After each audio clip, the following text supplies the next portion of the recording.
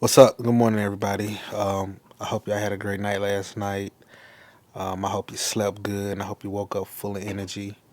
My energy level is kind of in the middle somewhere. Like I feel good, could definitely use some more sleep, but nonetheless, I'm up. Today, man, what we got planned today? Not too much. Today is Saturday. 'Cause I have gotten a couple of questions about, especially from people who like personally know me, about, hey, what happened to you? Why you got that scar on the back of your head? Sometimes I answer them, sometimes I don't.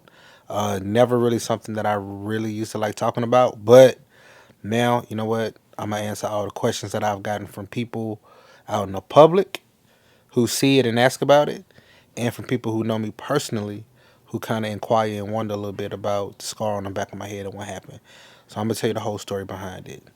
But for now, let me get up, get my clothes on, because we're finna head to the gym. Yeah, yeah, yeah, yeah. I wake up, I go ball, I go hard with my dogs, bet it all. What's the call? Need a 10, never fall. Polo socks, polo jaws, keep it 10. Beat the odds, hit my line. What you want? I pick up, yeah. Love when the celly gon' ring. I'm putting on my team. Money come flow, no sink.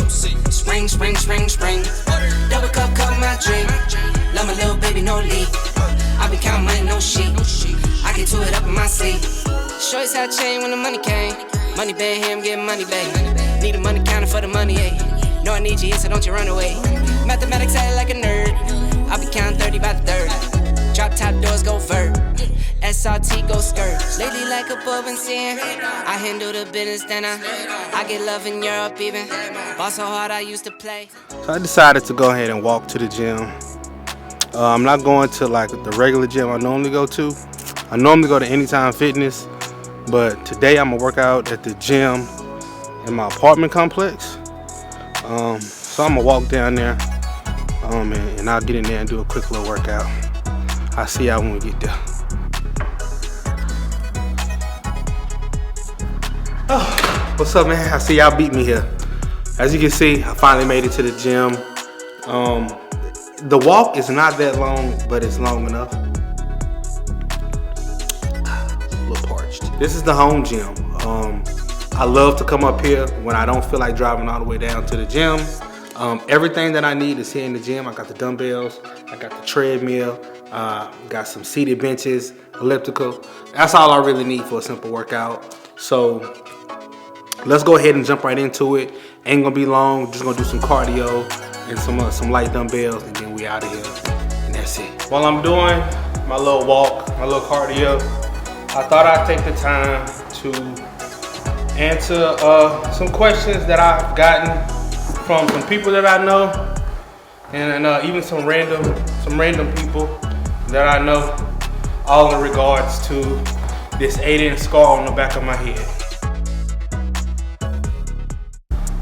That's a very good question. What happened to me? Anybody who knows me knows that I was in the military, pretty much an active dude, worked out a lot, stuff like that. So to see a video that I posted a couple months ago of me getting out of hospital, I'll throw it on the screen right now, of me getting out the hospital, people helping me walk, tubes and stuff all hooked up to me, people might be wondering like what happened. I mean, to make a long story short, believe it or not, I had a stroke. Who would have thought, you know what I'm saying, early 30s, young guy, would have a stroke. It's not something that anybody wants to have, but unfortunately, I had a stroke. I had a brain bleed in my brain. Things went pretty bad. When I got to the hospital, I found out that I had a stroke.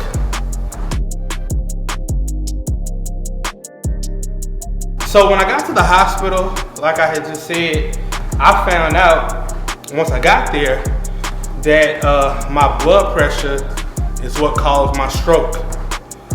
When I checked into the hospital on a Thursday night a couple months ago, my blood pressure was 247 over 150, which is crazy high.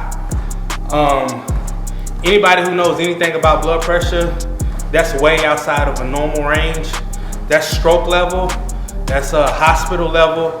So I found out then that I had a stroke.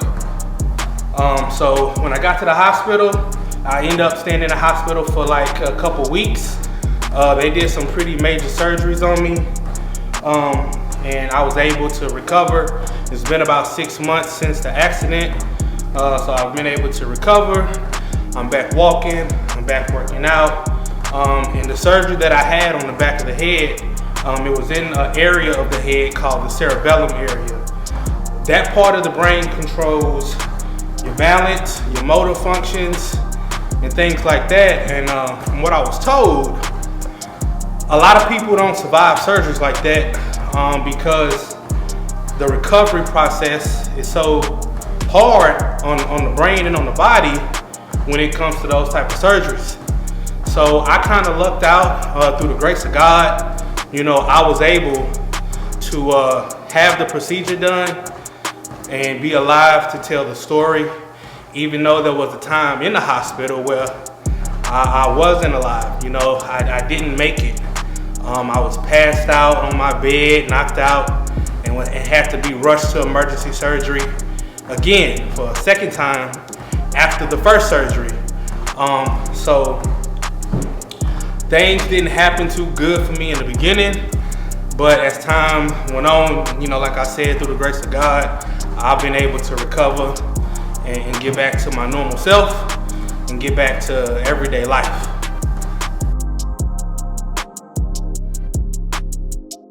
What is life after a stroke? Well, it didn't really start getting good until recently for me. After I had the stroke and after I got out the hospital, believe it or not, I ended up going back to the hospital like 4 times in a month because I was having some pretty bad side effects. I was having some bad stomach problems, vomiting, I was having some balance issues. I woke up one night, 2 o'clock in the morning, and I had vertigo really bad. If you know what vertigo is, that's when everything in the room is like upside down or is switched from left to right or inverted basically. And that's what I was seeing. It was hard for me to keep my balance. It was hard for me to walk. So I had to be rushed back to the hospital for a situation like that. It was other situations where I was just having problems keeping food down. So when I first got out of the hospital, for like the first 2 months, I had a lot of bad side effects. I had a lot of bad issues. I was on a lot of medication. My body had to adjust to all the medication that I was on at the time. Thank God I'm not on near as half as many of those medications now today as I was when I got out. But I mean, life was difficult at first.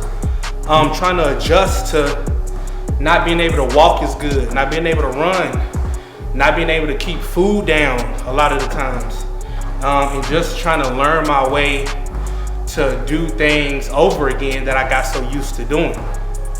So it was difficult at first, but now, I mean, it's, you know, I want to say it's a piece of cake, but every now and again, you know, I have my little issues where my balance may be a little off. I have a cane that I use if I need to. But all in all, man, it's been good. So life is pretty much back to normal.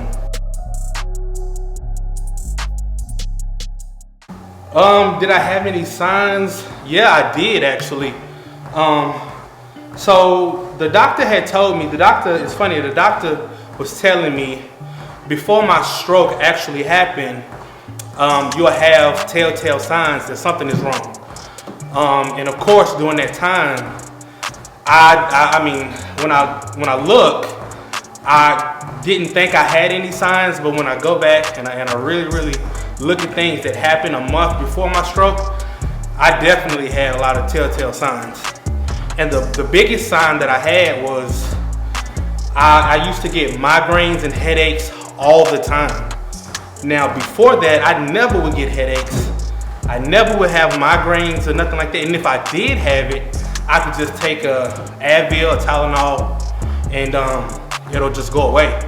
But like a month before the stroke happened, So the stroke happened in May at the beginning, like May 7th. So around my birthday, April 8th, like a month before the stroke, I started to really get these like really bad migraines and these really bad headaches. So bad to the point to where one day I was at work and I had a headache and a migraine so bad that I couldn't stay at work. I went and told my boss at the time, I was like, hey, I gotta go home.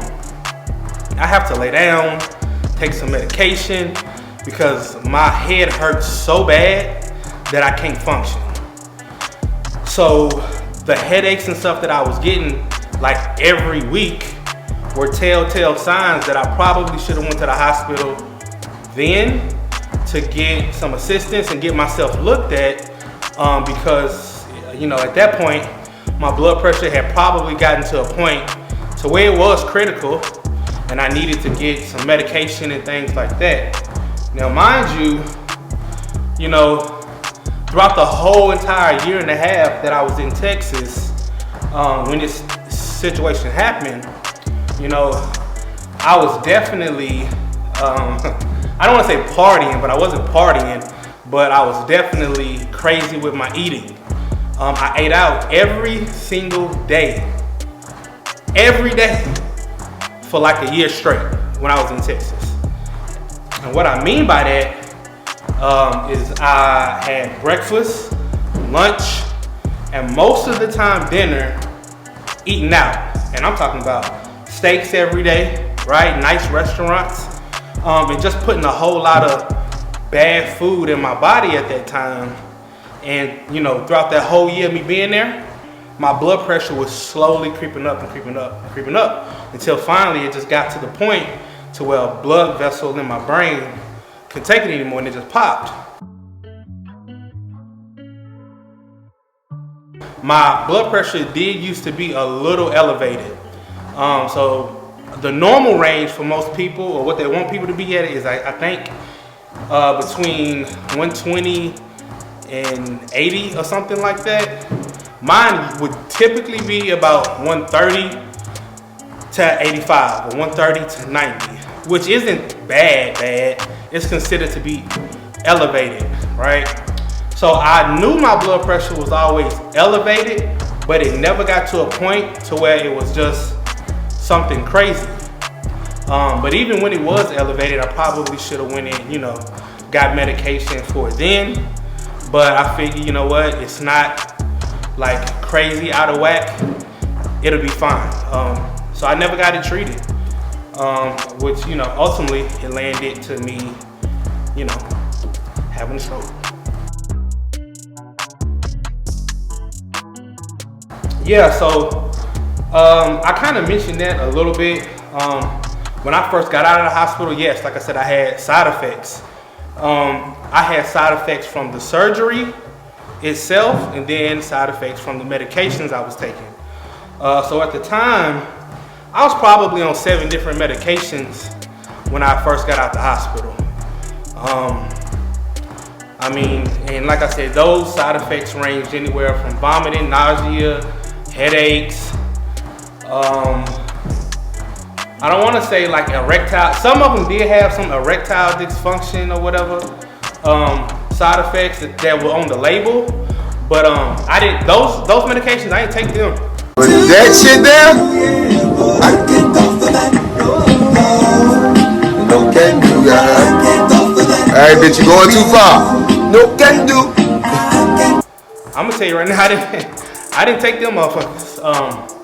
I don't, you know, if it had anything to do with that, I wasn't taking it. So it was one particular medication that was a major side effect of.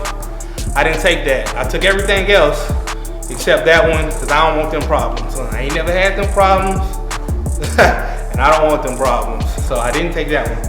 But yeah, so those are the main questions that most people ask me when they see me out in public. I've even had little bitty kids, right, that I kind of mess with in public, and they see this long, huge scar in the back of my head, and they're like, you know, what happened? I've had adults, you know, also kind of say, hey, you know, I don't mean to be rude or nothing, but I noticed the scar, Can you tell me kind of what happened? I had an issue myself a couple years back, blah, blah, blah, and we kind of talk about it. It was, at first, I didn't like talking about it because I was, I guess, a little shy about the situation because it was a shocker to me. Like, how could something like it happen to me? I'm used to just getting up, going, doing what I want to do when I want to do, to a point to where I may be thinking about doing something, but my body may react differently just due to me having a major brain surgery. I mean, I may not get up as quick as I used to. I might not take off running as quick as I used to, right? The bigger one, I might not be able to eat like I used to, which is a good thing. I don't need to eat like that. So I try to stay healthy foods now. But I mean, all in all, I want to just encourage people to, keep up with things like that. Keep up with your cholesterol. Keep up with your blood pressure. I never used to pay attention to any of those things until they almost killed me permanently. And it sucks that I had to go through that just to get to a point now to where I'm health conscious about things like that. So I just want to encourage everybody who's watching and listening to take time out your day. Like, if you gotta take 1 a day vitamins, take those, right? Get your regular checkups with the doctor. Go get you a blood pressure monitor. Monitor that stuff while you're at home. Really take care of your health. I just want to thank God for me being able to continue to be on this earth after my situation and after everything that happened to me. If you got any questions or anything that you want to know from me personally about the situation or what happened, just DM me, just hit me up. Let me know. I'm always more than willing to talk about it now and give my story in a little bit more detail. I am a part of like this blood pressure and this health awareness group on Facebook, which is super cool because we get to hold each other accountable for health things related. And we talk a lot about health things and things that we can do to better improve our health from a nutritional basis to a physical aspect, right? Working out is a cool little group to be a part of. And plus I get to talk to people who've experienced the exact same thing that I've experienced. I'm about to wrap up my cardio session, get into some of these weights, and then head home. I'm out.